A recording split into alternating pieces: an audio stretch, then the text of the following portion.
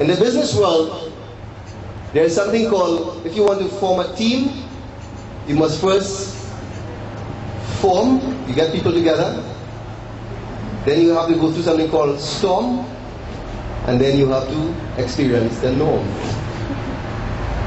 Anytime groups of people come together, and you want them to work well together, if you call that group family, or you call that group temple members, or you call that group study circle in school. I know some students complain today when they're given projects, and that project team has maybe 5 people. Out of the 5 people, two may never even come to the meetings and never be part of the project. All that is part of forming a team. And whenever people come together, you first form, you get them together. You have to go through the next step, which is storm. You have to find out what I like, what I don't like, work out our differences. And then when you find out where everybody stands in that circle, then it becomes, you find a norm. You find a baseline where everybody understands how to get along and work with each other. And maybe part of that may be an understanding where you know who you cannot get along with. And in that process, we should understand that the more people that you try to build relationships with, the more time it will take if you want to build and work cognitively as a group.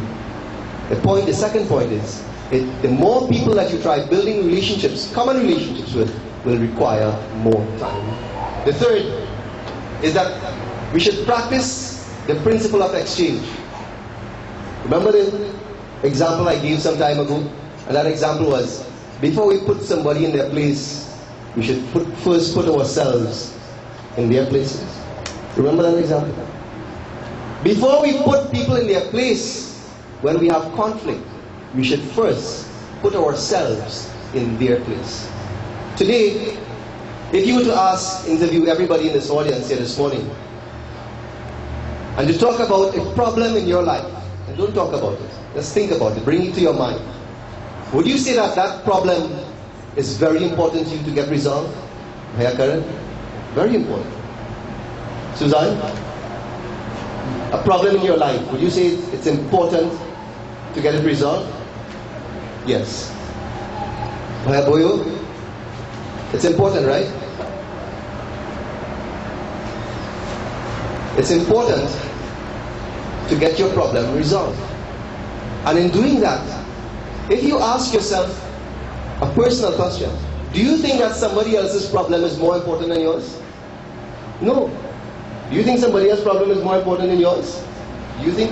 And you notice everybody is saying that my problem, to me, is more important. And that's the frame of reference that we all operate on. Because even me, if you ask me, if I were to define a problem in my life, I would tell you my problem is very important.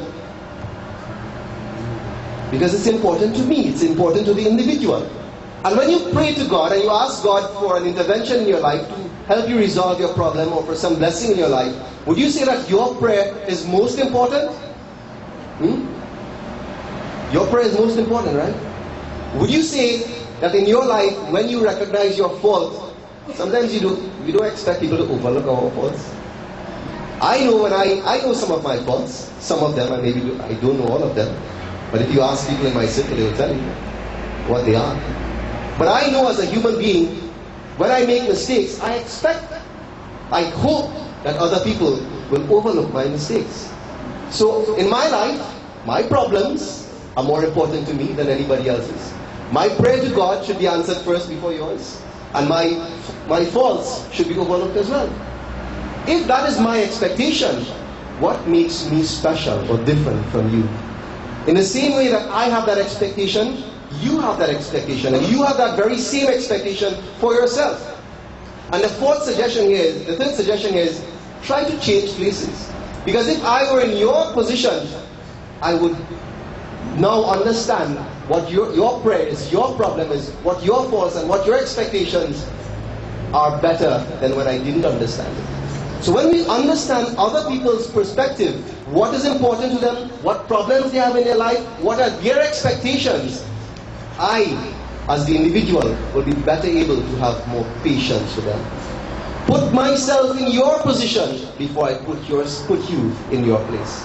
The fourth suggestion is, relationships are like a package deal. I have good news for you this morning and bad news. Which one you want first? Amit? You want the good news first? Alright. The good news is, people in your life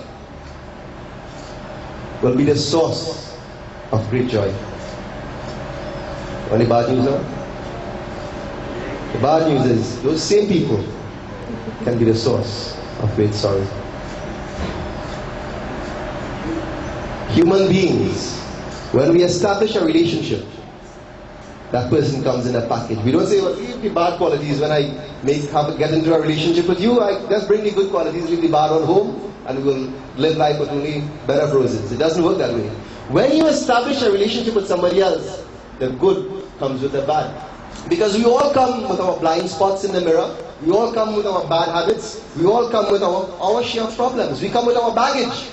And we as individuals need to understand that in coming together in relationships, patience is required in dealing with the bad news, which is the same people who bring joy.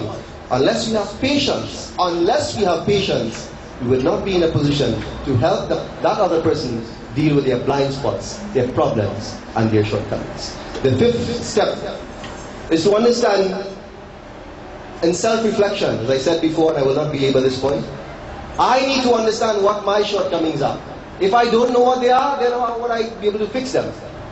But when you do that, you are in a better position to understand your impact on other people. Last week I was having a conversation with my secretary at work. She just started with me just about a year ago. And she was telling me, within 3 months of started working with me, she said, Krish, do you know that before I took this job, I was warned? I said, what do you mean you were warned? She said, everybody told me, don't work with him, he's a slave master, he wants everything done now, and he's a beast, and he don't know how to talk to people.